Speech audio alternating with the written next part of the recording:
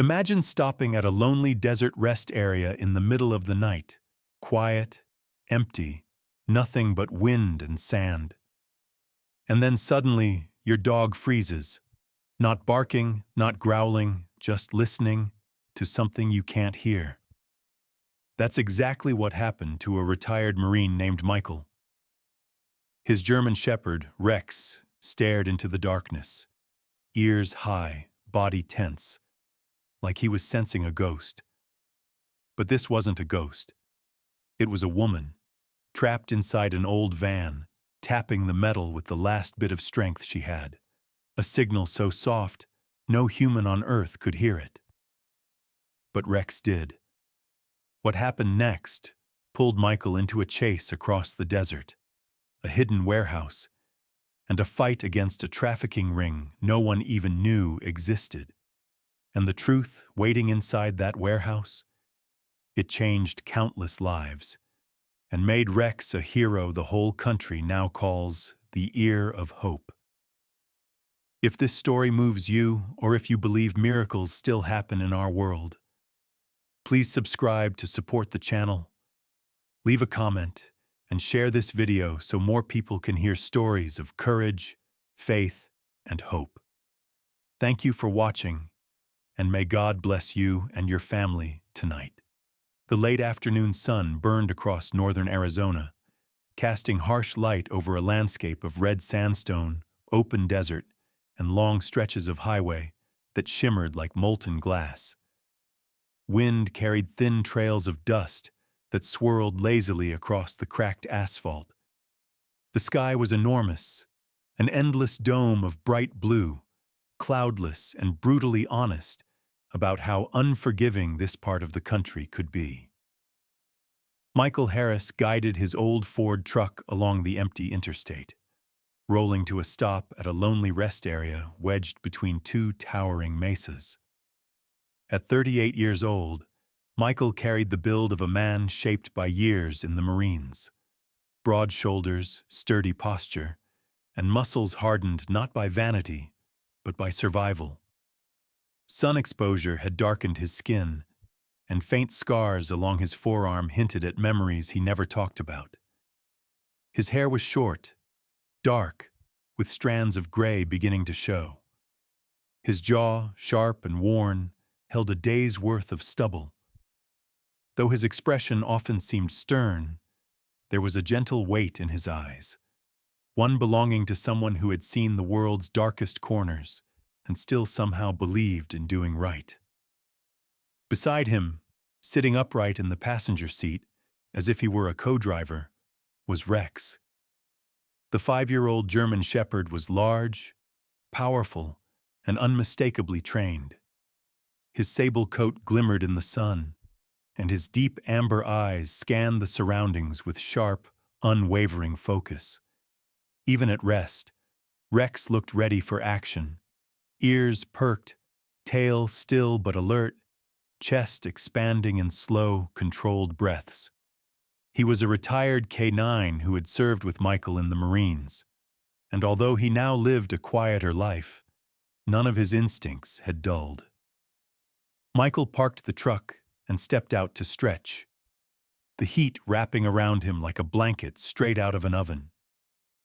He grabbed Rex's water bowl and turned toward the vending machines, but he froze when he noticed Rex wasn't beside him. The dog remained in the truck bed, body tense, eyes fixed on something beyond the picnic tables. "What is it, boy?" Michael asked quietly. Rex didn't blink. His ears pinned forward, his muscles tightened, and he let out a low rumble beneath his breath, one Michael recognized from combat zones. Something was wrong. Michael followed Rex's gaze toward a white cargo van parked crookedly at the far edge of the rest stop. Rust ate away at its lower panels, the back tires were half buried in sand, and the windows were tinted darker than legal. At first glance, it looked abandoned, but the way Rex stared at it told a different story. Michael felt his pulse shift. "Show me," he murmured. Rex leapt out of the truck and moved carefully across the sand, his nose working the air as he approached the van. Michael followed close behind, stepping lightly, scanning the ground the way he had been trained years ago. Near the back tire, he spotted footprints, small, uneven, as if someone had moved while struggling. A plastic water bottle lay tossed nearby. Then he heard it. A faint tap, then another. Barely there, like a pebble flicking against metal. Rex's ears shot upward. Michael pressed a hand against the hot metal side of the van and held his breath. Tap, tap, tap. This was not the sound of something loose inside. It was deliberate, weak, desperate. Michael's voice dropped to a whisper. "There's someone in there." Rex growled again, deep and urgent. Michael tried the handle. Locked. He circled to the back doors and pressed his ear close, listening. Beneath the silence, he heard a trembling breath. Quick, shallow, terrified. "Hang on," he said, gripping the door seam. He braced his feet, pulled hard, and felt the latch strain, but not give. He yanked again, teeth clenched. With a final violent pull, the weakened lock snapped, and the door flew open. Inside, curled in the corner of the cargo space, was a young woman in her mid-20s. She was small, petite, and fragile-looking, with long brown hair tangled around her face. Her skin was pale, dusted with sand and faint bruising. She had delicate features, soft eyebrows, a gentle curve to her lips, even though fear distorted them now. Her wrists were tied in front of her with coarse rope, leaving angry red marks across her skin. This was Emma Brooks. She looked up at Michael with wide, glassy eyes. Her breathing hitched, and she flinched instinctively, as if expecting pain. Michael immediately raised his hands where she could see them. "It's okay. You're safe. I'm here to help." Rex moved closer, lowering his head, sniffing the air around her. His posture was firm, yet strangely comforting, his tail still but relaxed. Emma's eyes flickered toward the dog, recognition or hope shining through the fear. "I heard you tapping," Michael said gently. Emma shook her head weakly. "I didn't think anyone would hear." Her voice was soft, thin, frayed at the edges. "You did good," Michael said. "Let's get you out of here." He carefully cut the rope with his pocket knife. Emma winced as the tension on her skin released, but she didn't pull away. When the rope fell, her hands trembled uncontrollably. She tried to stand, but collapsed forward slightly. Michael caught her shoulder with steady hands. "You've been here a while," he murmured. Emma swallowed hard, her lips trembling. They're coming back." Michael stiffened. "Who?" Her eyes filled with tears. "The men who took me. I wasn't the only one." A cold wave rolled through Michael's chest. "How many?" he asked. Emma shook her head helplessly. "I don't know. I heard voices, threats. I heard them say they would return once the sun went down. Please don't let them take me again." Rex growled, turning toward the open desert behind the rest stop. And for the first time, Michael felt it too. The sense that they weren't alone. "Oh, we won't," he said firmly, placing a protective hand on her back. "But we need to move. Right now." As Rex positioned himself in front of Emma like a shield, Michael scanned the horizon one more time. Someone out there was watching, and they were coming back. The desert heat only grew harsher as Michael guided Emma toward the shade of his truck, while keeping one hand near the holster at his waist and the other steady on her trembling back. Rex stayed close, constantly scanning the open dunes as if he expected danger to rise straight out of the sand. The stillness of the rest stop felt wrong, too quiet, too hollow, like the world was holding its breath. Michael grabbed his radio and contacted the nearest sheriff's department. Within minutes, 2 patrol units were dispatched. While waiting, he gave Emma a bottle of water and watched her small hands struggle to unscrew the cap.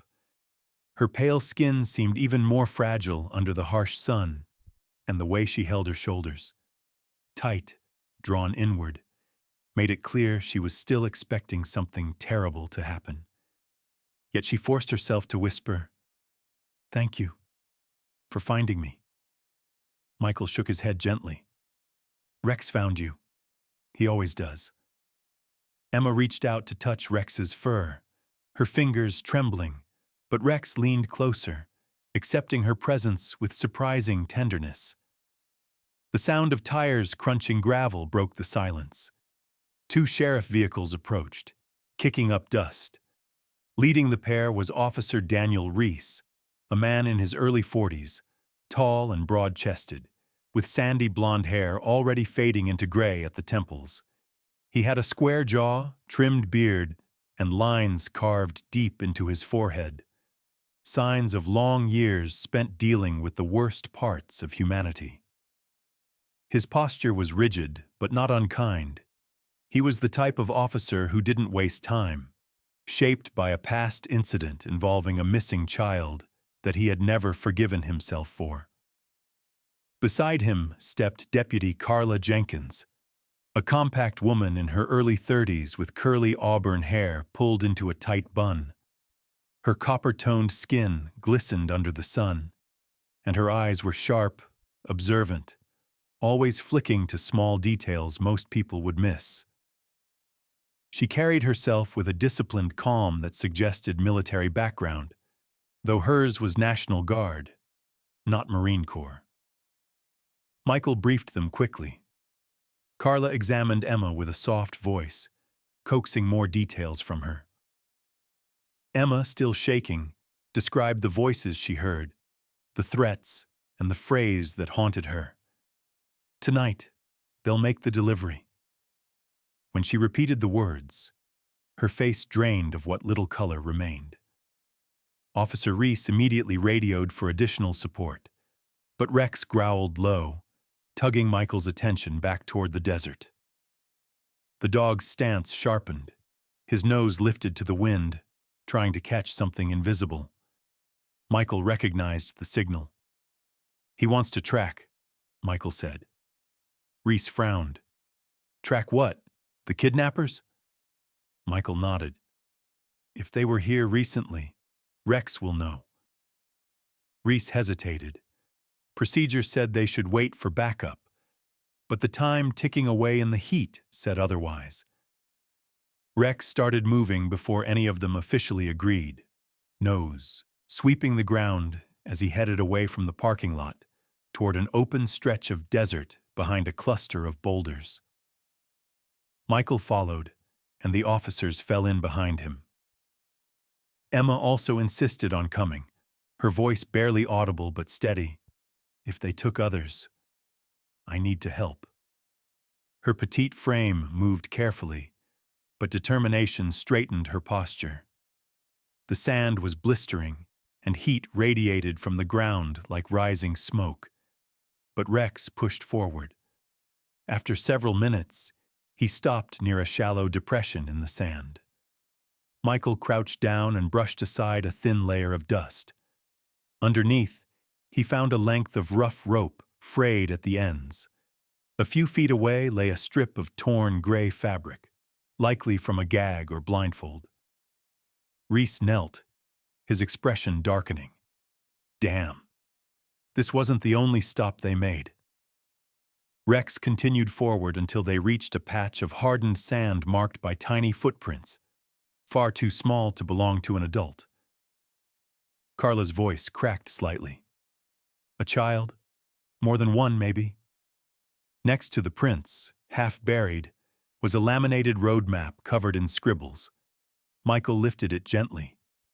Red circles marked multiple rest stops across Arizona and New Mexico, some connected by arrows, others crossed out.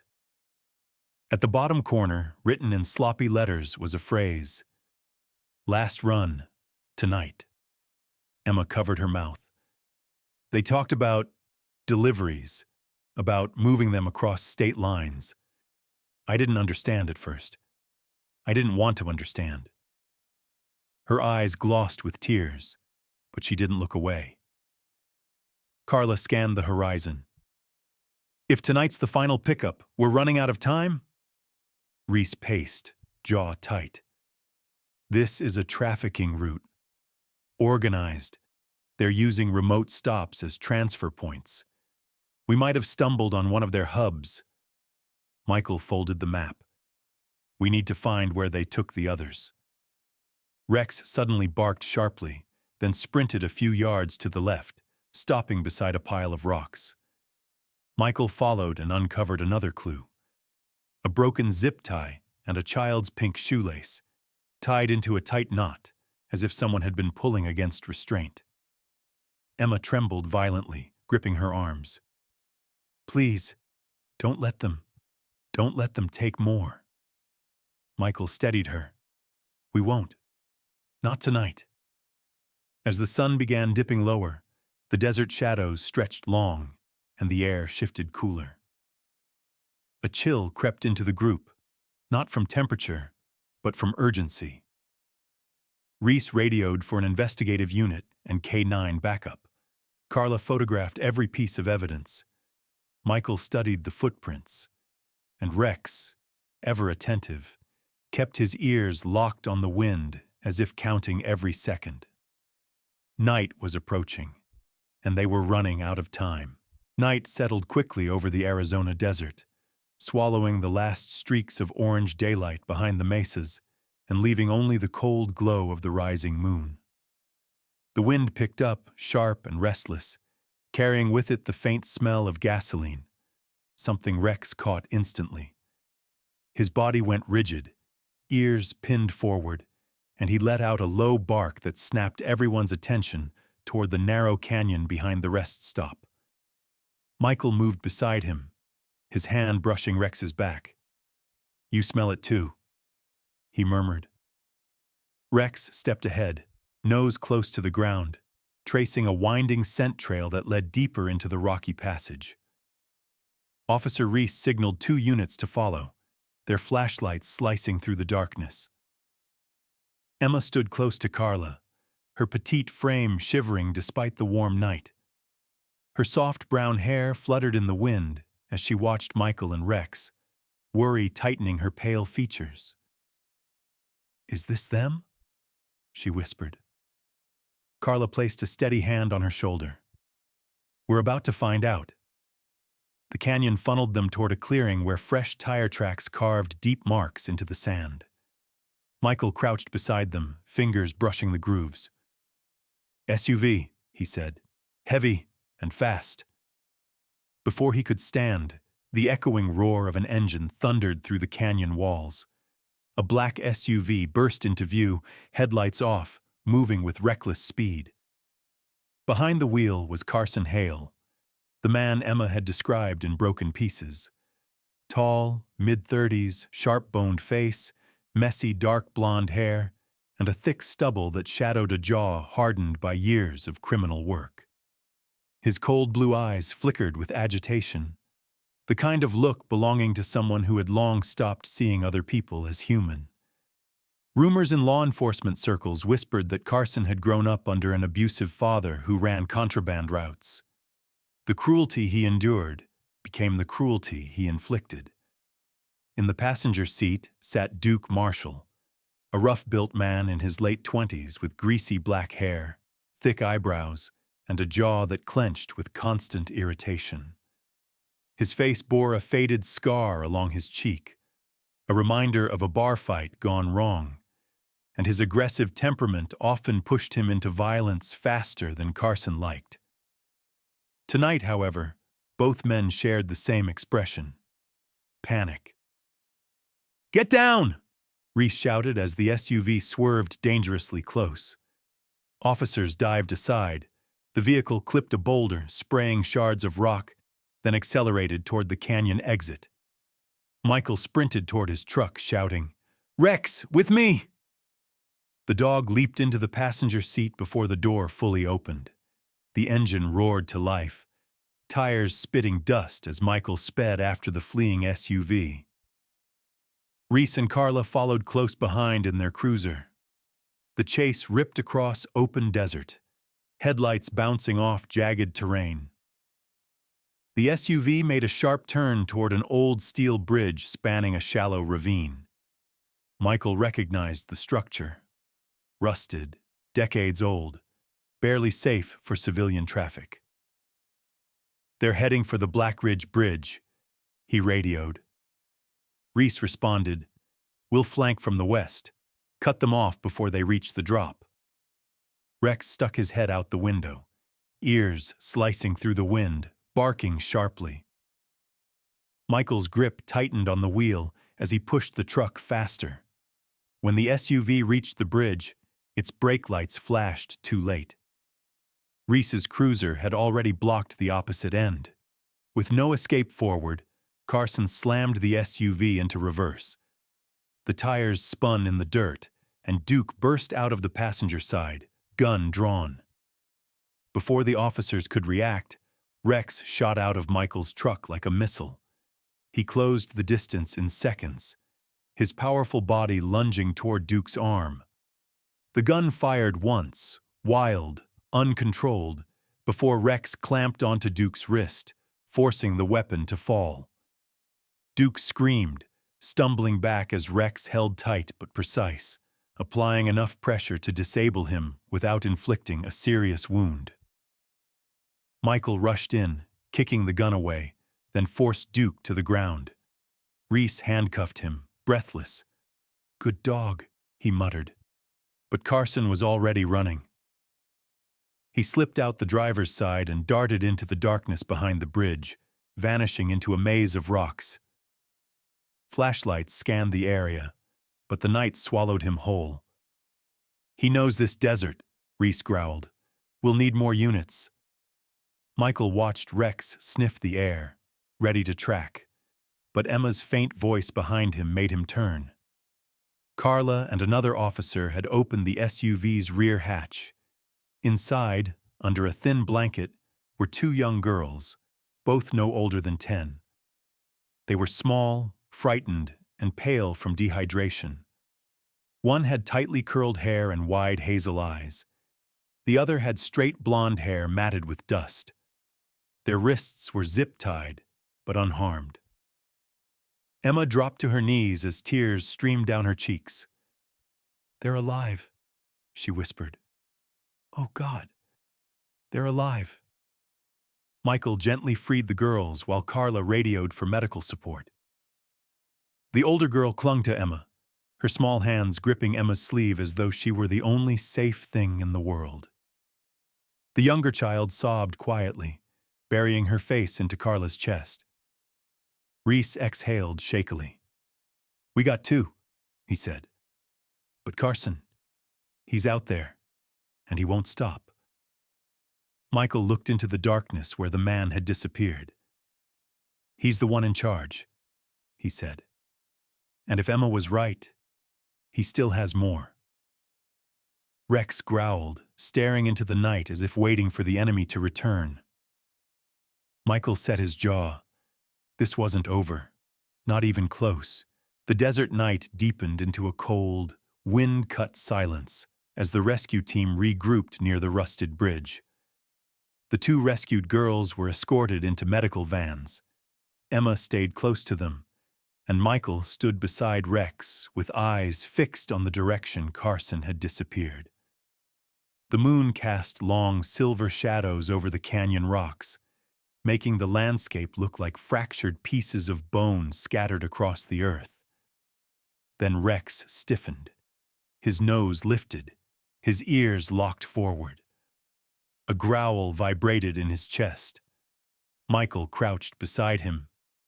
"You got him, don't you?" Rex barked once, sharp, certain, and took off toward a narrow path leading deeper into the desert. Officer Reese and Carla followed with weapons ready, their boots kicking up thin clouds of dust as they hurried after Michael and his dog. The trail led them through twisting stone passages until they reached a small valley shielded by boulders. There, almost swallowed by darkness, sat an old warehouse, its metal walls rusted, roof sagging in the middle, and a faded sign half torn off reading Red Mesa Storage and Freight. It looked abandoned decades ago, but faint light leaked through cracks in the siding. Reese exhaled. "This is their base. Has to be." Carla whispered quietly. "Perfect place. Isolated, out of sight, forgotten." Michael approached the main door, pressing his palm against the cool steel. Rex sniffed the bottom edge, then growled again, more urgent this time. Slowly, Michael pushed the door open. Inside, the warehouse was dim, lit only by a few flickering industrial lamps. The walls were lined with metal shelves, crates, and old equipment draped in dust. But there were also signs of recent activity. Footprints in the dirt, a fresh coffee cup, and wires running toward the back rooms. They moved cautiously. Carla swept left, Reese checked the right aisle, and Michael followed Rex down the center. The air smelled of oil, sweat, and something else. Fear. The first room they entered stunned them. Dozens of surveillance monitors were mounted on the wall, each showing feeds from various desert highways, rest stops, parking lots, and border routes. Some cameras were positioned high up on distant cliffs, clearly placed illegally. A monitor in the center displayed the very rest stop where Emma had been found. Reese muttered, "They watch everything. They track who comes and goes." Rex nudged Michael's leg and led him toward another doorway. Inside, they found 3 crude holding cells constructed from rusted steel bars. The floors were covered with blankets, jugs of water, and chains bolted to the ground. Michael's jaw tightened. They were keeping people here. Emma, who had insisted on coming despite their concerns, stepped inside, her petite frame shaking violently at the sight. I heard voices like this. Metal. Chains." She pressed her hand over her mouth but didn't look away. Carla approached a table in the corner stacked with documents. A clipboard held a list of names. Women, children, dates, ages, status notes scribbled in messy handwriting. Some entries were crossed out, others marked as pending transfer. Next to the list was a large map of the Southwest, covered with red pins that traced routes across Arizona, New Mexico, and Nevada. Reese's voice darkened. "This isn't a small ring. This is organized." But before they could examine further, a sudden clang echoed from the far side of the warehouse. Rex spun around, barking fiercely. Michael reached for his weapon, but a shadow moved quicker. Carson Hale erupted from behind a stack of crates, eyes burning with desperation and fury. His unkempt hair stuck to his forehead, and blood smeared the side of his jaw from earlier scrapes. "She was mine!" Carson roared, charging straight toward Emma. Emma froze, paralyzed by terror, but Rex did not. The German Shepherd launched like a bullet, colliding with Carson's leg mid-stride, knocking him off balance. Carson stumbled but swung a metal tool wildly, catching Rex across the shoulder. The dog yelped but stood his ground, teeth bared. Michael lunged forward, tackling Carson to the ground. The 2 men crashed against the concrete floor. Carson fought like a wild animal, years of rage, survival, and cruelty fueling every movement. His fists slammed into Michael's side. His knee drove up toward Michael's ribs. But Michael had fought in conditions worse than this. He endured the blows, shifted weight, and pinned Carson's arm behind his back. Carson spat curses. "You don't understand. This is bigger than you." Michael tightened his grip. "I don't need to understand. It ends tonight." Carla kicked away Carson's fallen weapon, while Reese moved in with cuffs. Carson thrashed, but the fight drained quickly beneath Michael's hold. Reese snapped the cuffs shut. "You're done." Emma stepped back, breathing fast. Her eyes locked on Carson, as if trying to confirm he was real and not another nightmare. Rex limped slightly as he walked to her, nudging her knee gently. She knelt down to touch his fur, tears streaming silently. "You saved me." Again. Before anyone could speak, a faint sound echoed from deeper in the warehouse. A muffled cry. Reese raised his flashlight and pushed open a side door. Inside, 3 women huddled together on the floor of another holding room. They looked exhausted. Sunken eyes, dry lips, tangled hair, but alive. One was tall with silver blonde hair, another short with dark skin and braids, the third thin with freckles across her face. All of them flinched at first, then broke into relieved sobs when they saw the officers. Michael whispered, "We found them." As Carla helped the women to their feet and escorted them out, Michael looked once more at the maps and lists pinned on the wall. He knew this warehouse was only one part of a larger machine. The operation was massive. Carson had been the brain here, but not the top of the chain. And that meant more victims still waited in the shadows. The first hints of dawn crept across the Arizona desert as muted streaks of pink and gold painted the sky. The long night had finally surrendered, leaving behind a chill in the air and the heavy silence that followed chaos. The warehouse compound was now surrounded by patrol cars, emergency vans, and state investigators. Officers moved carefully around the scene, gathering evidence, escorting survivors, and loading confiscated documents into transport vehicles. For the first time in hours, the desert no longer felt hostile.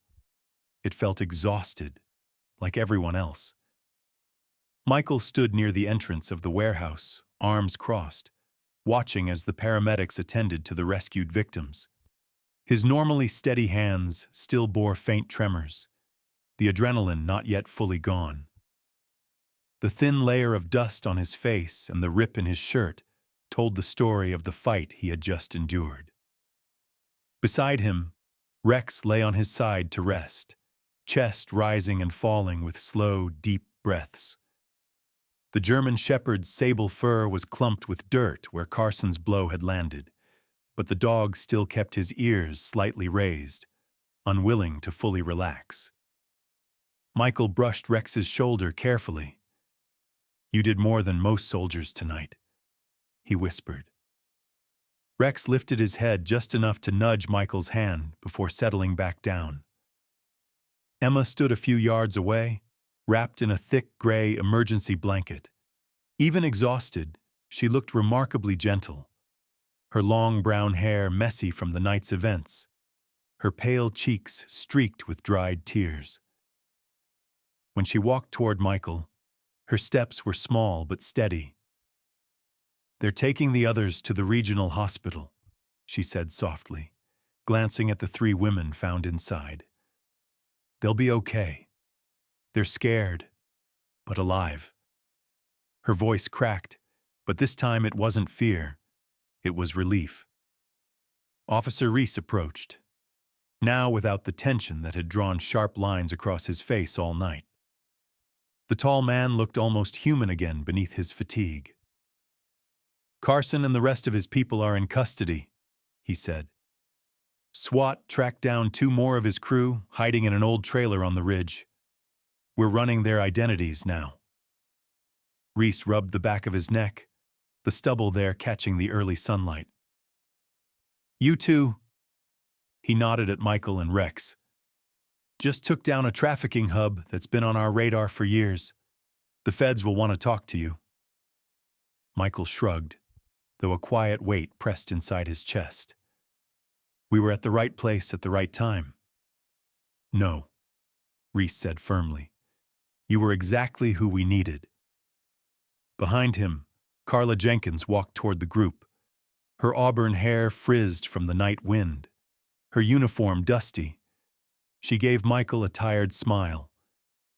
"The girls you found in the SUV, they're already stable. They'll be reunited with their families as soon as doctors clear them. Their parents are already on the way." Michael's jaw tightened with emotion he rarely let surface. "Good." As dawn brightened, Emma approached him more closely. Her small hand trembled before she gently placed it atop Rex's head. The dog raised himself halfway, tail tapping the ground in a slow wag. Emma's eyes softened. "If it wasn't for him, for you both, we wouldn't be seeing this sunrise." She lowered her gaze, voice barely above a whisper. "We owe you our lives." Michael shook his head, but he didn't correct her. Some battles didn't need words. A journalist team arrived next, sleepy-eyed, wearing hoodies, clutching cameras and microphones. Leading them was Mark Wilton, a slim man in his early 40s with short sandy hair, rectangular glasses, and a sharp, inquisitive expression.